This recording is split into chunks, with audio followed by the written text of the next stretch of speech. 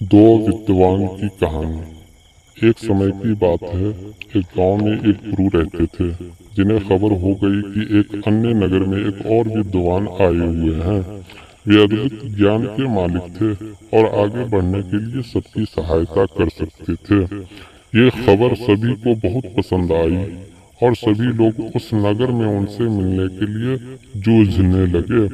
इन दोनों विद्वानों की राज्य को पता चलते ही वहां का राजा उनसे बात करने के लिए अपने दरबार में बुला लिया। राजा ने दोनों विद्वानों से अपने राज्य में ज्ञान का प्रचार करने का आग्रह किया। दोनों विद्वान ने राजा की अराहना को स्वीकार किया और उन्होंने राजा के सामने आगे जाकर कहा, आपके सामर्थ्य के लिए हमें गर्व महसूस हो रहा है। महाराज, हम आपकी सेवा में हमारा सर्वोच्च कर्तव्य मानने के लिए तत्पर है।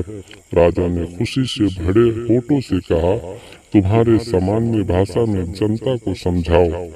पहले विद्वान मुस्कुराते हुए बोले, अच्छा महाराज, हम आपके राज्य के राजा और प्रजा के बीच बातचीत को सुगम बना सकते हैं। राजा ने आश्चर्यचकित होते हुए कहा, मुझे बिल्कुल आश्चर्य हो रहा है कि तुम कैसे कर सकते हो। ये तो मेरे लिए। दूसरे विद्वान ने मुस्कुराते हुए कहा, महाराज, हम आपके राज्य के लोगों को सामग्री के बिना खाने का ज्ञान दे सकते हैं। राजा ने बहुत ही आश्चर्यचकितता से कहा, मैं ये सचमुच मानने में सक्षम नहीं हूँ। कृपया मुझे बताओ, तुम इस बात को कैसे संभव कर सकते हो। पहले विद्वान ने कहा, महाराज, हम विज्ञान का उपयोग करके एक ऐसा उपकरण बना सकते हैं जिससे हम राजा की मर्यादा के साथ बातचीत कर सकते हैं। यह उपकरण हमारे बहुत सारे प्रयोगों को सुलभ बना सकता है और आपके ग्रामीणों के बीच सामर्थ्य का निर्माण कर सकता है। दूसरे विद्वान ने कहा, महाराज, हम खाना खाने की जरूरत के बिना एक ऐसा प्रयोग बना सकते हैं जिससे खाने की जगह नहीं होती है। यह उपकरण आपके लोगों के लिए आरामदायक और स्वास्थ्यप्रद होगा।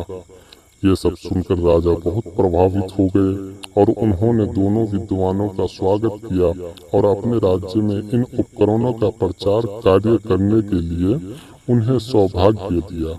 दोनों विद्वानों ने राजा की प्रशंसा करते हुए उनकी सेवा में खुशीपूर्वक काम किया और सभी लोग उन्हें प्रमाणित करते थे।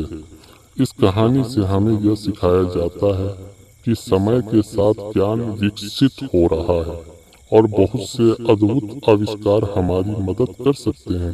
दो विद्वान के उदारता, संपन्न और सेवा भाव की मिसाल हमें ये बताती है कि हमें हमारे ज्ञान और कौशल को समाज की सेवा में लगाना चाहिए।